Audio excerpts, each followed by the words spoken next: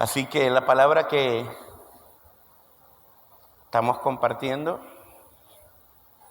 es una palabra titulada, ¿cómo está titulada la palabra del día de hoy, pastor? ¿Una vida renovada? Más o menos. Con convicción, diga conmigo. Una vida renovada es una vida transformada. Transformación es igual a cambio. Una vida renovada es una vida transformada. ¿Y por qué es importante hablar de la renovación? Diga conmigo, porque sin renovación no hay transformación. Y usted hoy lo va a aprender. Hoy va a aprender sobre los 4 pasos para la transformación. Hoy lo va a aprender.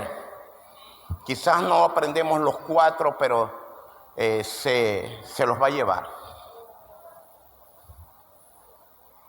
Ahora va a repetir conmigo. ¿Convencido o convertido? Elige usted. ¿Cómo va a vivir la vida? Si la va a vivir convencida o convertida. Porque la transformación, escúchenlo, la transformación se da por medio de la renovación. Se da por la renovación. ¿Y la renovación qué es? Preguntaría a alguien allí. ¿Qué es la renovación para mi vida? La renovación es un cambio de mente, de pensamiento. Según el libro de Proverbios, según el pensamiento de la persona, escúchelo, según el pensamiento de la persona, tal que, diga conmigo, tal es él. Ahora, esto lo entendemos en la palabra de Dios, esto lo entendemos en la Biblia. Y comenzaremos con el libro de Efesios capítulo 4, del 22 al 25. Dice la palabra de Dios de la siguiente manera: en cuanto a la pasada manera de vivir, despojado del viejo hombre que está viciado conforme a los deseos engañosos. Verso 23. Y renovado, diga conmigo, y renovado en el espíritu de vuestra mente. Ok. Verso 24. ¿Qué más dice el verso 24? Diga conmigo, y vestido del nuevo hombre. Dígalo, y vestido del nuevo hombre, creado según Dios, en la justicia y en la santidad de la verdad. Verso 25. Dice, habla que, por lo cual también os digo, desechad. ¿Qué vas a hacer? Desechar la mentira y hablar la verdad. No mintáis unos a los otros. Bueno, por allí comienza a enfocarnos más. Entonces les quiero decir que todos necesitamos ser transformados. Pero les voy a hablar del primer paso de la transformación. Aunque sin renovación, escuche, sin renovación no hay transformación. El primer paso para la transformación no es la renovación. El primer paso para la transformación y el cambio se llama un corazón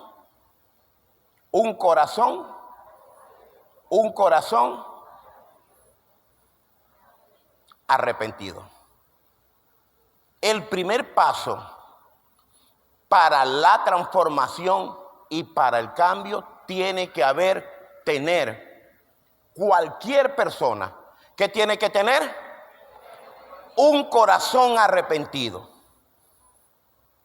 Ese fue el mensaje de Jesús. Lucas, el libro de Mateo, capítulo 4, verso 17. Bueno, antes de Jesús vino a predicar Juan el Bautista, quien le vino a preparar el camino del Señor. Ok. Desde entonces comenzó Jesús a predicar. ¿Qué comenzó a hacer Jesús? A predicar. Dice, a predicar y a decir. ¿Qué decía Jesús? Arrepentidos, porque el reino de los cielos se ha acercado. Jesús vino a traer un cambio, una transformación en las vidas que están marcadas, como dice Efesios 4:22, en cuanto a la pasada manera de vivir despojado del viejo hombre que está ¿qué? La palabra viciado es contaminado, está viciado, está es adicto al pecado. Por eso es que el hombre, blanco, negro, gordo, flaco, bajito, cualquiera que sea, es igual. Hay una naturaleza que necesita ser cambiada y transformada, pero solo es posible primero por lo que Jesús dijo. Y dice, y a decir arrepentido porque el reino de los cielos se ha acercado. El arrepentimiento es lo primero que necesitamos tener para para una transformación. Allí mismo en el libro de Mateo, capítulo 3, verso 1, dice la palabra de Dios. En aquellos días vino Juan el Bautista, predicando. ¿Qué predicaba? Dice, predicando en el desierto de Judea. Y esto era lo que predicaba, diciendo, ¿qué decía? Arrepentidos porque el reino de los cielos, se ha acercado a vosotros. Lo que pasa es que nosotros manejamos el concepto de arrepentimiento solamente el día que aceptamos a Jesús, no reconociendo que el arrepentimiento es un estilo de vida y el arrepentimiento tiene que ser diario por siempre. ¿Cómo tiene que ser el arrepentimiento? Todo el tiempo. Ahora, Juan el Bautista vino y dijo, arrepentido porque el reino de los cielos se ha acercado. El libro de segunda de Pedro, capítulo 3, verso 9, para ahí, estoy poniendo primero el fundamento para luego comenzar a profundizar en cada uno de nuestros corazones. ¿Por qué? Porque nosotros necesitamos comprender que para tener una vida transformada necesitamos tener presente el arrepentimiento. Ok.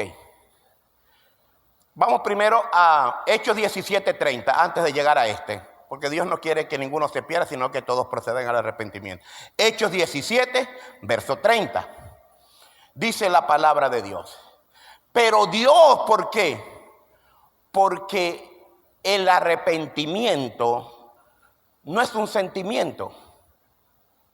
El arrepentimiento es un mandamiento. Diga conmigo, el arrepentimiento no es un sentimiento, es un mandamiento. Dice acá, pero Dios, habiendo pasado por alto los tiempos de esta ignorancia, ¿ahora qué? Diga conmigo, ahora manda. ¿Qué hace el Señor? Ahora, ¿qué es lo que Él manda? Manda a todo hombre en todo lugar. ¿Qué manda Dios? Dice, ahora manda. ¿A quién manda? ¿Quién manda? Diga conmigo, Dios manda. ¿A quién manda? Diga conmigo, a mí. ¿A qué me manda?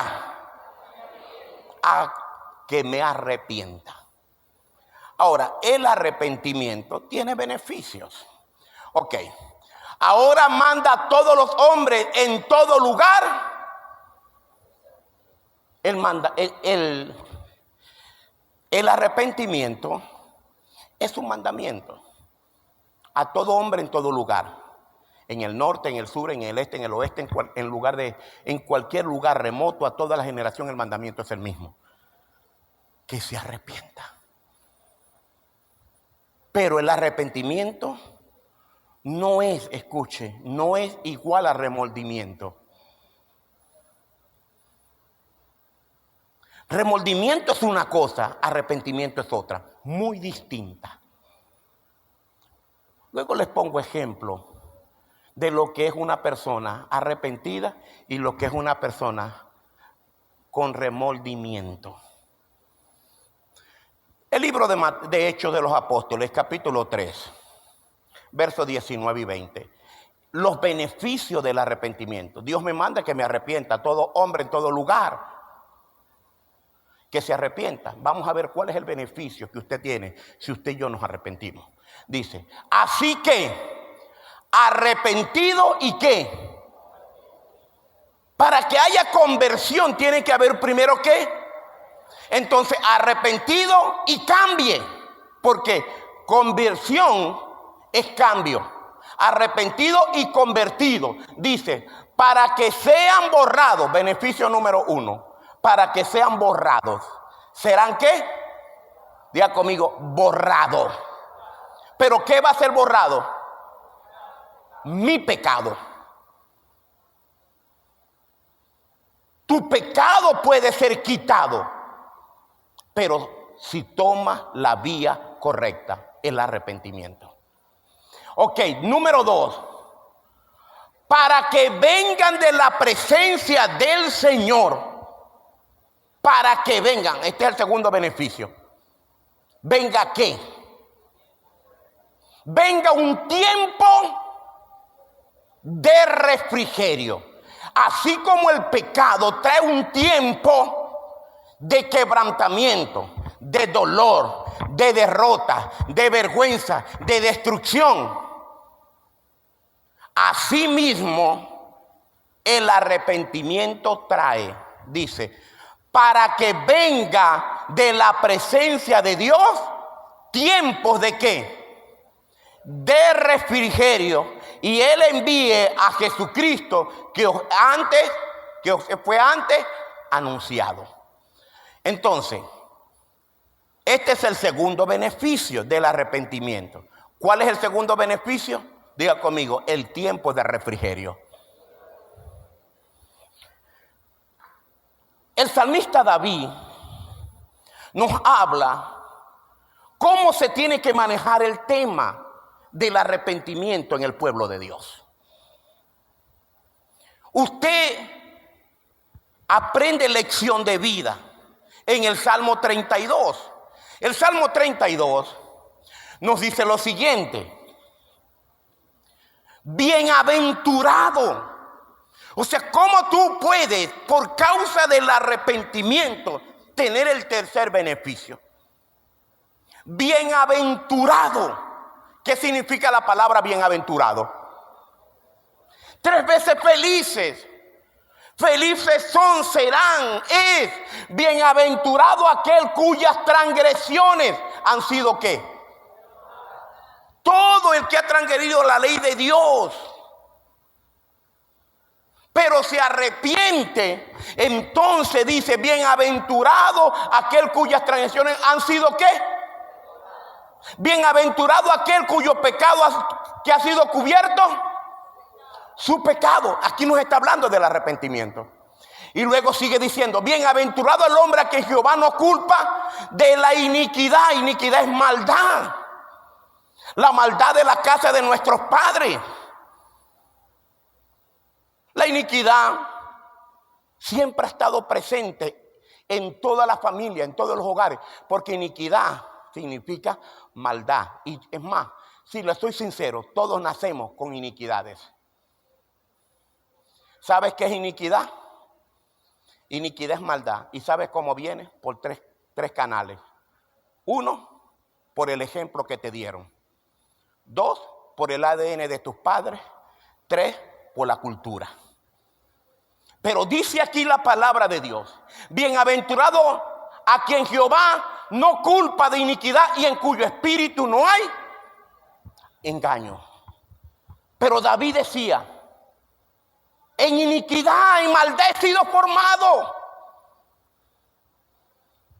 Pero él quería un cambio, una transformación. Cuando nosotros miramos, escuche esto, la vida de los dos reyes que marcaron la nación de Israel. Uno fue el rey David, otro fue el rey Saúl.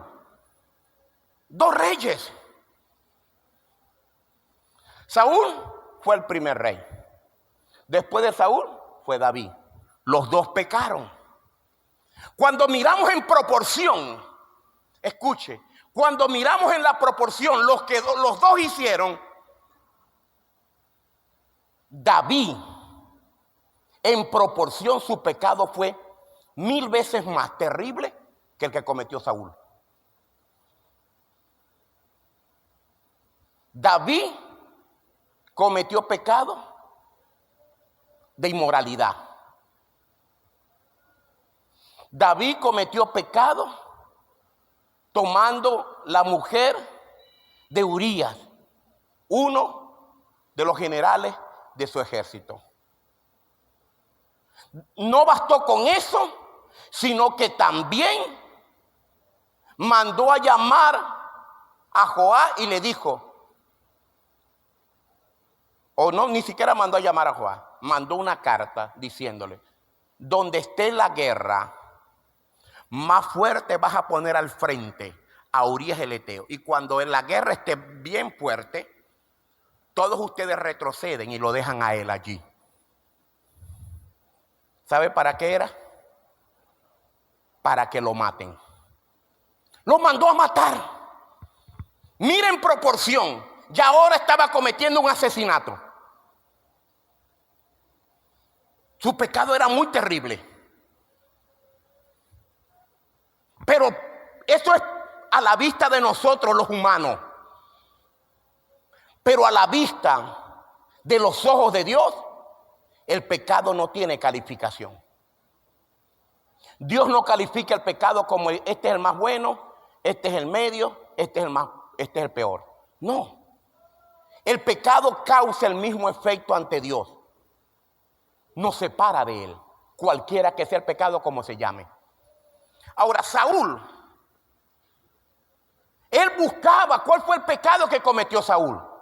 Bueno, Saúl cometió el pecado de desobediencia, de vivir una vida en Dios a su manera, a su forma, como él quería. Dios le dijo, vas a acabar con el rey Agag, vas a matar todas las personas, al rey de Amalek lo vas a acabar, acaba a hombres, mujeres, acábalos a todos. Él quiso hacer las cosas, pero no a la manera de Dios, sino a la manera de él. Los dos reyes pecaron, pero las actitudes fueron diferentes.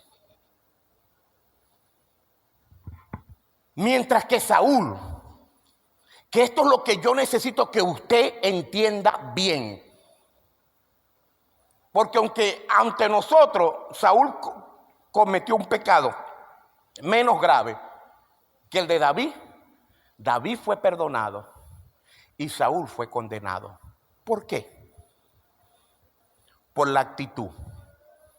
Porque cuando David peca, que llega Natán y le confronta su pecado, ¿sabe cuál era la preocupación más grande de David? Pregúnteme, ¿cuál era la preocupación más grande? Por favor, Dios, por favor, Señor, no quites de mí, te ruego. Es verdad, cometí este pecado, cometí esta locura, estaba ciego, tenía un manto, tenía un velo, no estaba embotado, estaba ciego. Te ruego que no quites de mí tu Santo Espíritu. Esa fue la actitud de un hombre que pecó. Pero cuando el rey Saúl pecó, que llegó Samuel, él también tuvo una actitud, pero una actitud contraria. Él le dijo a Samuel, Samuel, por favor, yo te ruego,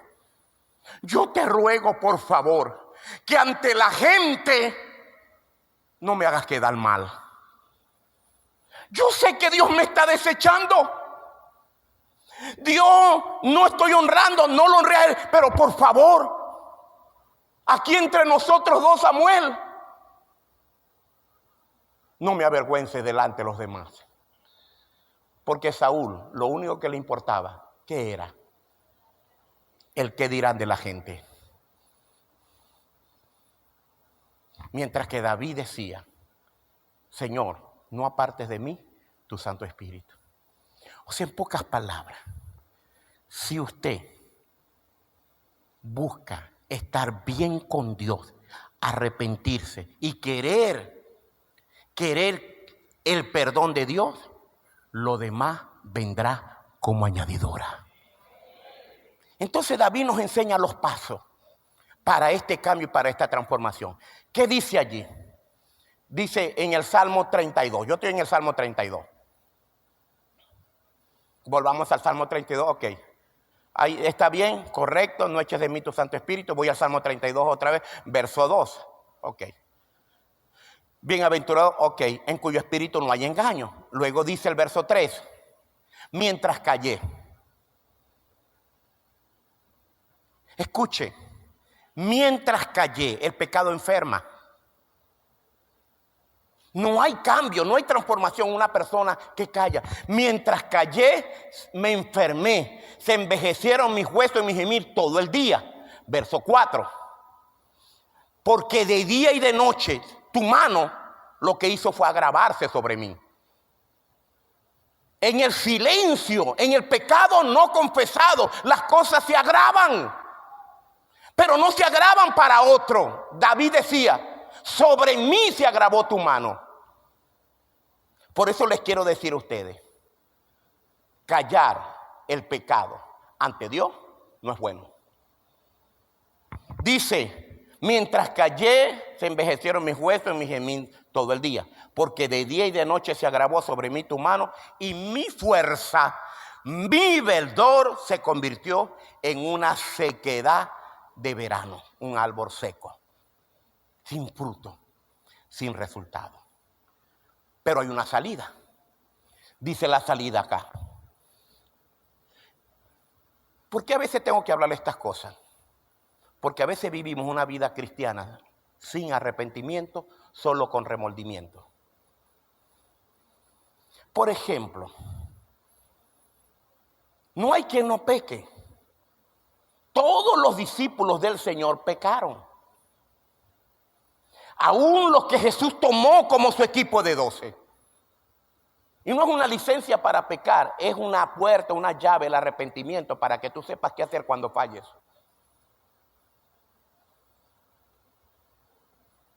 Pedro hizo lo mismo que Judas. Cuando usted ve la vida de Pedro y la vida de Judas, ¿en qué se diferencian en la acción que tuvieron? La acción fue la misma. ¿Sabes qué hizo Pedro? Lo negó 3 veces y comenzó a hablar maldiciones para Jesús. Tú eres uno de ellos, tú hablas como ellos. Y le dijo, no, yo no le conozco, yo no sé quién es ese. Y comenzó a maldecir. Judas, discípulo de Jesús, también lo entregó. Este es. Si nos los entrega, te damos 30 monedas de plata. Este es. Escucha estos dos. Pedro lo negó 3 veces. Cuando Cristo resucita y lo manda a llamar, ¿sabe cuál fue la actitud de Pedro? Dice que Jesús le preguntó 3 veces, ¿Pedro me ama? Sí, Señor, te amo. ¿Pedro me ama? Sí, Señor, te amo. La tercera vez que el Señor le preguntó, ¿Pedro me ama? Dice que él cayó de rodillas. Señor, tú conoces todas las cosas. Tú sabes si sí o si no. Yo no te quiero volver a fallar. Yo no quiero volver a hacer contigo lo que hice una vez. Yo una vez dije, mi vida daré por ti. Yo una vez dije, tal cosa no te acontezca. Y cuando tuve la presión, la tentación, la circunstancia, dije, yo no te conozco. Yo no quiero volver a ser el mismo, Señor. Por favor, tú que conoces todas las cosas, mira dentro de mí. Eso significa una actitud correcta frente al arrepentimiento. Vamos a ver Judas. Escúchenlo. Porque yo tengo que enseñarle a ustedes, no puede haber transformación sin arrepentimiento. Judas, te damos 30 monedas de plata y nos los entrega. Claro que sí. Agarró 30 monedas, le dijo, ¿a qué lee? Allá está. Después que lo entrega, escuche, después que lo entrega, hacen lo que hacen con Jesús. Judas se da cuenta. Él agarra las 30 monedas de plata. ¿Y sabes qué hace con ellas? Pregúnteme, ¿qué hace, pastor? Fue y se las llevó. Fue y se las llevó a aquellos sacerdotes y él se fue. No a la cruz de Jesús. No a los pies de Jesús. No al lugar secreto. Pregúnteme a dónde se fue. A un árbol a ahorcarse. ¿Sabes por qué se ahorcó? Porque no tuvo arrepentimiento, sino remordimiento. Porque remordimiento no produce cambio, pero el arrepentimiento sí. Cuando a Jesús le trajeron la mujer, la ley dice que si alguien está en pleno adulterio, tiene que morir. Y esta mujer la hemos encontrado. Escuche, Jesús dijo, no tengo problema. La podemos matar. El único problema aquí, le dijo Jesús, el único problema aquí es que si yo la mato a ella, tengo que matarlo a todos ustedes. Le dijo, el que se sienta sin pecado, tire la primera piedra. ¿Sabes qué hicieron ellos? Tuvieron remordimiento, no arrepentimiento. Todos soltando las piedras, ¿sabes qué hicieron? Se fueron, pero no cayeron a los pies de Jesús, diciéndole, Señor, perdónanos también a nosotros, porque la condición que tenemos es para morir igual que ella.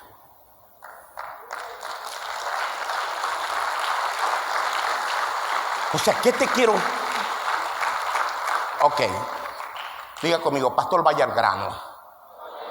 Diga conmigo, pastor, ¿qué me quiere decir? Ok, lo que te quiero decir es lo que tienes que hacer. Entonces, pregúnteme, ¿qué tengo que hacer, pastor? Lo que hizo David. David hizo lo siguiente. Mi pecado, esto es lo que tienes que hacer. Mi pecado te declaré y no encubrí mi iniquidad. Y dije, confesaré mis transgresiones a Jehová. ¿Y tú qué? ¿Me condenaste? No, dice, tú perdonaste la maldad de mi pecado. Porque tengo que decirte, en Dios siempre hay perdón. En Dios siempre hay restauración. En Dios siempre hay cambio para un corazón que reconoce su pecado. Ok. Debo de correr un poquito más y no me puedo detener aquí. Le estoy diciendo ahorita qué es lo que debemos hacer. Esto fue lo que hizo David. Mi pecado te declaré. Dice, hay que declarar. Tu pecado tienes que... Ay, ¿a quién se lo voy a declarar, pastor? ¿Al cura? ¿A quién se lo voy a declarar, pastor? ¿A mi líder? ¿A quién se lo voy a declarar, pastor? ¿A mi esposa? Escuche. Mi pecado te declaré. A mi mejor amigo, a mi comadre, a mi compadre. Ay, compadre, tengo que confesarte algo que estoy haciendo. No, hermano. No es a tu mejor amiga, no es a tu mejor amigo. Hermano, ni siquiera a tu líder. No es a tu líder. Si David le hubiera confesado su pecado a alguien del pueblo, nada hubiera pasado con él. hubiera seguido las cosas igual, porque el pecado no afecta a otros sino a Dios. A Dios le duele tu pecado. Mire lo que dice: mi pecado te declaré, no encubrí mi iniquidad, confesaré mis transgresiones. ¿A quién? Y es verdad, yo puedo escucharte, puedes buscar la ayuda, pero de igual manera vienes a mí, te voy a guiar a la cruz. Te voy a guiar a Él. ¿Cuál es la forma correcta, pastor? Esta es la forma correcta. Lucas capítulo 15. El padre de familia le dice a su hijo: hijo, en mi casa no te falta nada, todo es tuyo. Todo es tuyo. Todo te pertenece. Pero somos testarudos. Queremos honrar y gratificar la carne. Él por nada entró en razón a lo que el padre le dijo. Le dijo: dame que me voy, dame que me voy, dame que me voy. Y fue. Ok. Cuando él vive perdidamente, llega de la posición a la condición donde no tenía nada. Escuche esto. Esto es Lucas capítulo 15. Ya él quedó sin nada. Él dice esto. Diga conmigo: y volviendo en sí. ¿Qué dijo? Volviendo en sí. Dice: y volviendo en sí dijo. Y esto es lo que quiero que usted preste atención. Volviendo en sí dijo: ¿cuántos jornaleros? ¿Qué significa la palabra jornalero? ¿O quién es un jornalero? ¿Quién? Un trabajador. Mire lo que él decía. Un jornalero es un... Y más le voy a decir a ustedes. Usted es un jornalero del reino de los cielos. Alguien que trabaja en protocolo, en seguridad, en comunicación, en cualquier área. Usted es un jornalero del reino de los cielos. Y él decía: ¿cuántos jornaleros en la casa de mi padre? Esta palabra. Diga conmigo: tienen. Diga el que está a su lado: tú tienes. Diga: tú tienes. ¿Cuántos jornaleros los que le sirven a Dios? Los que han sido, los que atienden células, los que atienden discípulos, los que atienden un líder, los que atienden el llamado. Son jornaleros. Y el hombre que estaba más abajo tenía más revelación que cualquiera. Él decía: ¿cuántos jornaleros tienen? ¿Tienen qué? Yo les voy a decir algo. Yo no sé si usted se ha dado cuenta, pero usted tiene que saber que en el reino de los cielos usted tiene abundancia.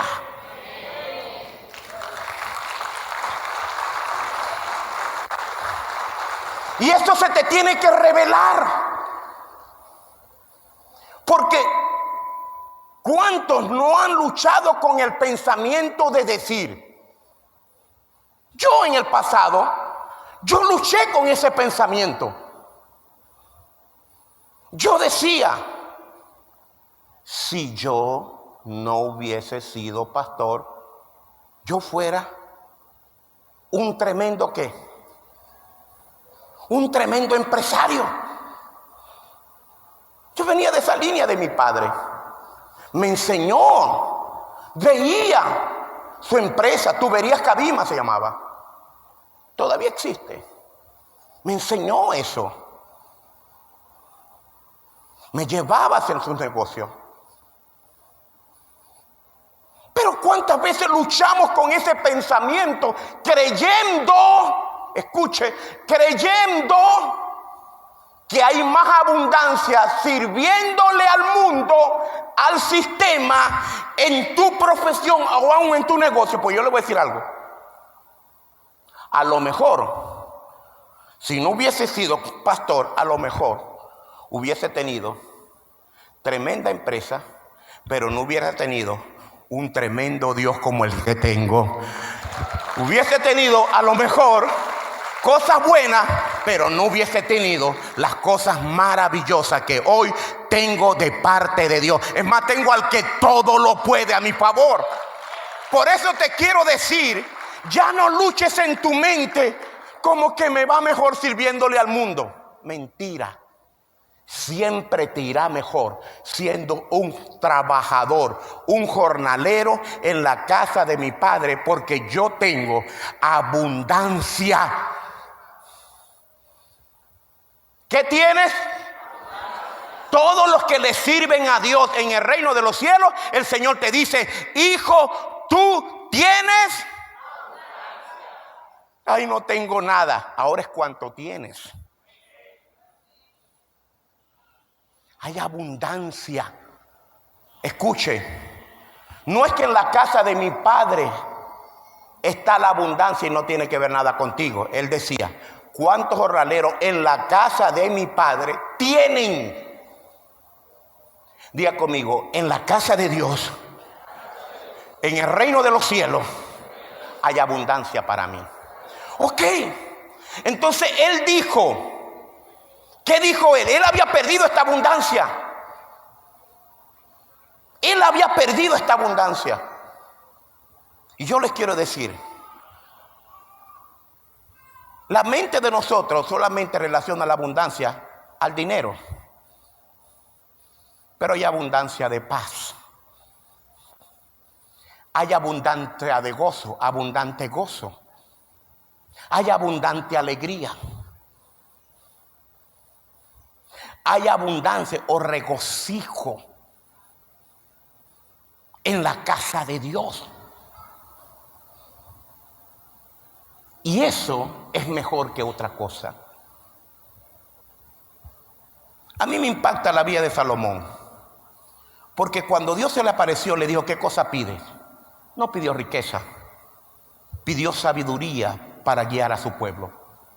Y Dios le dijo: por cuanto has pedido sabiduría y no pediste para ti riqueza, te daré sabiduría, la vida de tus enemigos, y te daré riqueza, gloria y honra. Así que si le pides a Dios tener un corazón para Él, Dios no solamente te dará un corazón para Él, sino que te dará la sabiduría, la riqueza, largura de día y años de vida.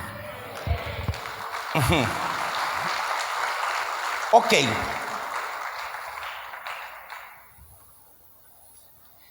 Él dijo, estos son los pasos del verdadero arrepentimiento.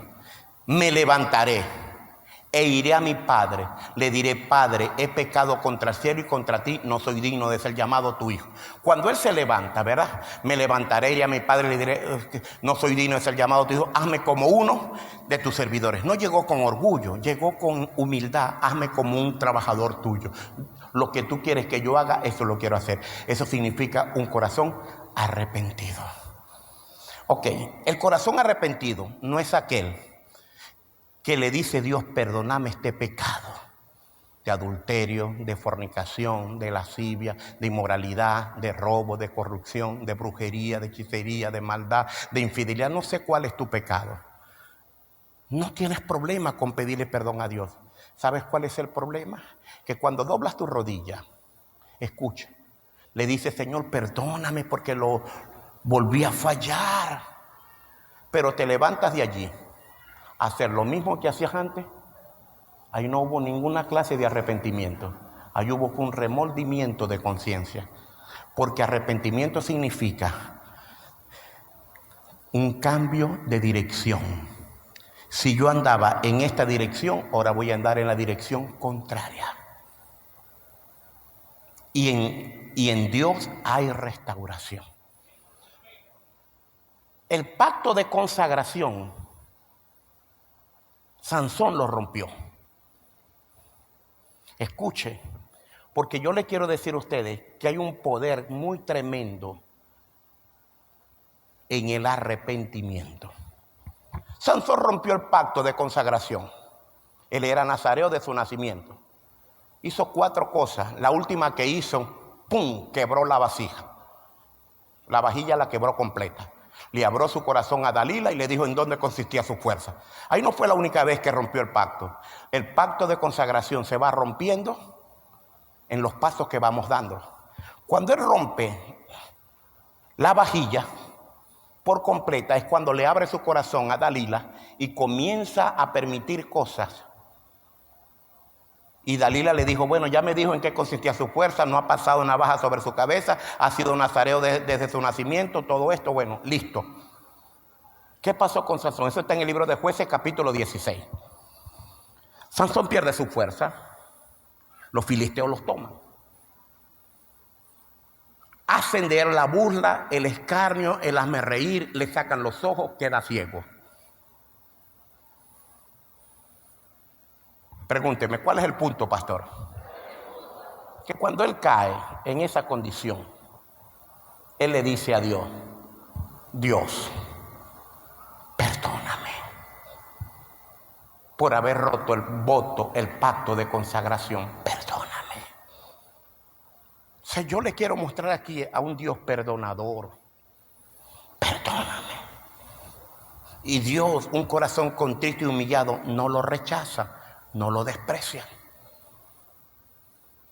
Y aunque no escuchó una voz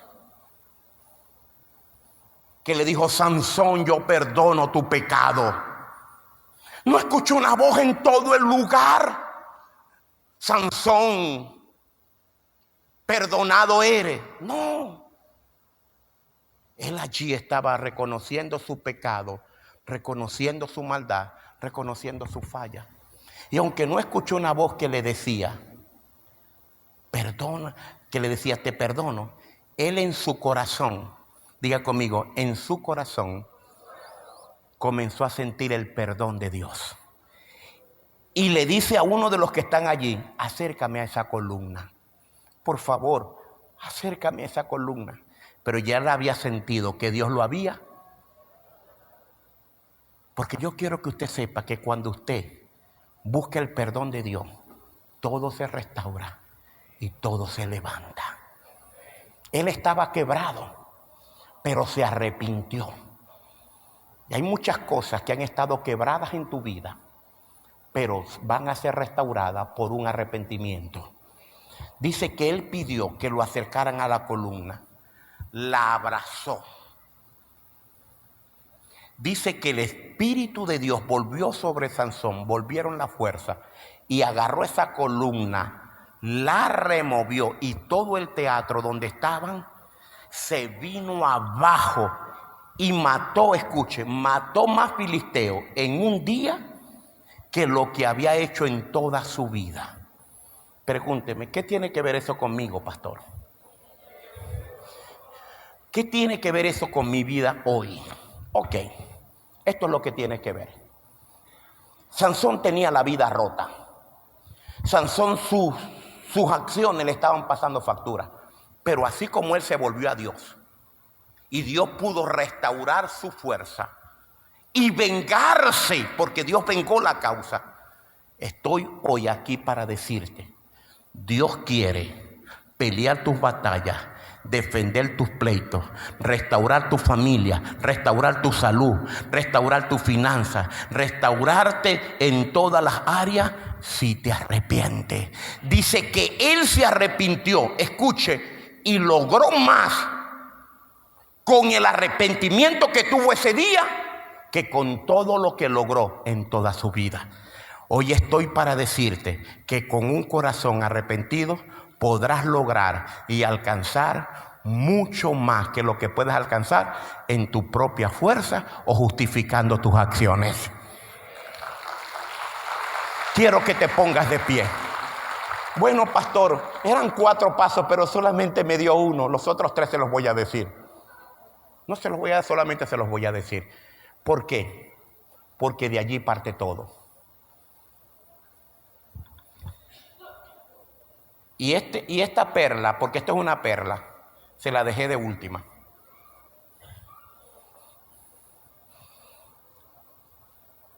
Cuando Jesús, ¿por qué me dediqué hoy al arrepentimiento?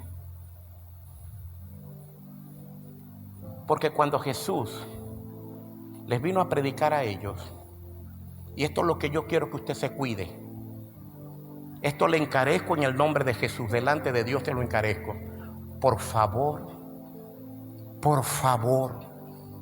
no rechace el mensaje del arrepentimiento. Porque fue lo que hicieron con Jesús cuando Él vino a hablarles a ellos. Desde entonces, dice Mateo 4:17, desde entonces comenzó a predicarles y a decirles, dice, arrepentidos porque el reino de los cielos se ha acercado. ¿Sabes qué hicieron ellos con ese mensaje y con el mensajero? Pregúnteme, ¿qué hicieron? Uno, los rechazaron. Dijeron, vete de nuestros entornos, vete de nuestra ciudad, no te queremos aquí. ¿Y sabe qué había hecho Jesús? Pregúnteme, ¿qué había hecho? Había libertado a un endemoniado y los demonios se habían ido a los cerdos se habían ido por un peñasco y ellos, en vez de celebrar la victoria por un hombre libre, le dijeron a Jesús, vete. Rechazaron por no tener una mente renovada y no aceptar el mensaje. Jesús siguió predicando. ¿Y sabes qué predicaba Jesús? Desde entonces les decía, arrepentidos. ¿Sabes qué decían de Jesús frente al mensaje? Pregúnteme, ¿qué decían? Blasfemia dice. ¿Cómo puede decir al que estaba paralítico por 34 años, tus pecados te son perdonados? Blasfemia dice. Nunca hagas con el mensaje del arrepentimiento lo que a ti te parezca. Por favor, el mensaje del arrepentimiento, recíbelo, acéptalo, ponlo en práctica y verás cómo Dios te levanta. Aunque estés en el lugar más bajo, Dios te pondrá en el lugar más alto.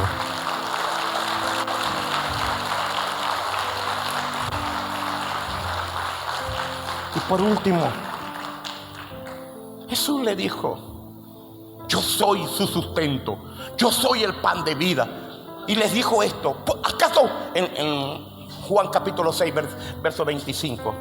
¿Por qué me buscáis? Definan por qué me buscan. ¿Me buscan porque multipliqué los panes? ¿O me buscan porque yo soy el Mesías?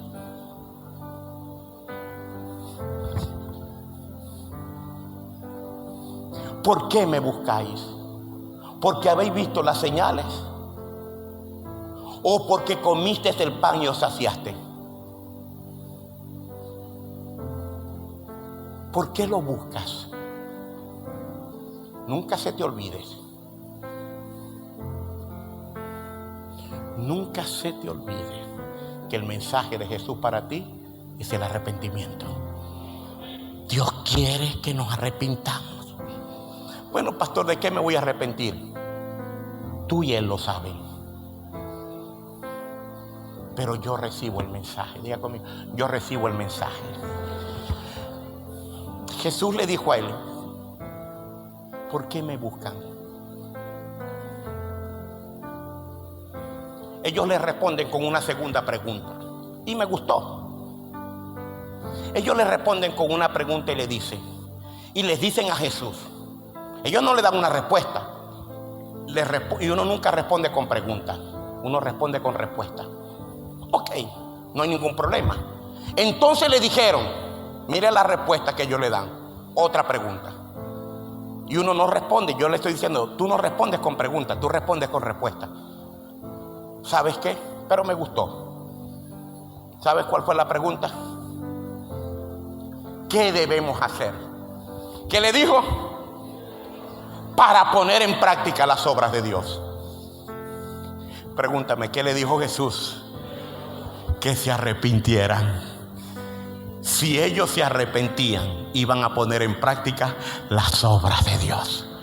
Y eso es lo que el Señor quiere con cada uno de nosotros. Que pongamos en práctica la obra de Dios a través del arrepentimiento. Ponga la mano en su corazón. Tengo que ir a la cruz. Pastor, por favor, dime cuáles son los 3 pasos. Ok, rápido. 1, arrepentimiento, tener un corazón arrepentido. Número 2, una mente. Ok, Esto lo dejo para el 3, porque mi hija me dio, papi, ya yo le di esta palabra a mi hija, y mi hija me dio, papi, mira, este es el orden. Pues yo le hablé a ella de la renovación para la transformación. Me dijo, papi, este es el orden. Primero el arrepentimiento, me dijo esto. Primero el arrepentimiento. Nos arrepentimos delante de Dios. Me dijo, lo segundo es el nuevo nacimiento. Tenemos que nacer de nuevo. ¿Cuál es lo segundo? Pónselo allí en pantalla, por favor. Lo primero, el arrepentimiento. Lo segundo, bueno, ahí está como la renovación de la mente, pero lo segundo es, ¿qué es lo segundo? Nacer de nuevo. El que no nazca de nuevo no puede ver ni entrar al reino de los cielos. Lo tercero, una renovación de la mente. Me dio cuarto. Y todo eso lo tenemos anotado. Ella lo anotó. Es más, no, esta no es su agenda, esta es la mía. Ella lo anotó en su agenda. Lo tercero, nacer de nuevo. Lo cuarto, ahora sí, vestirse del nuevo hombre o un cambio de naturaleza. Estos son los 4 pasos para la transformación. Diga conmigo: un corazón arrepentido, nacer de nuevo, una mente renovada y vestirme del nuevo hombre creado según Dios. Esto es una vida transformada. Diga conmigo: Padre, hoy me pongo a cuentas contigo, no con los hombres, contigo. Y va a tomar este tiempo. Usted no tiene que gritar su pecado: Señor, por favor, perdóname la fornicación. No, allí no es tanto su voz, es su corazón. Dígale: Señor, perdóname, arregla esto que está dentro de mí. Entonces, por favor, tome estos minutos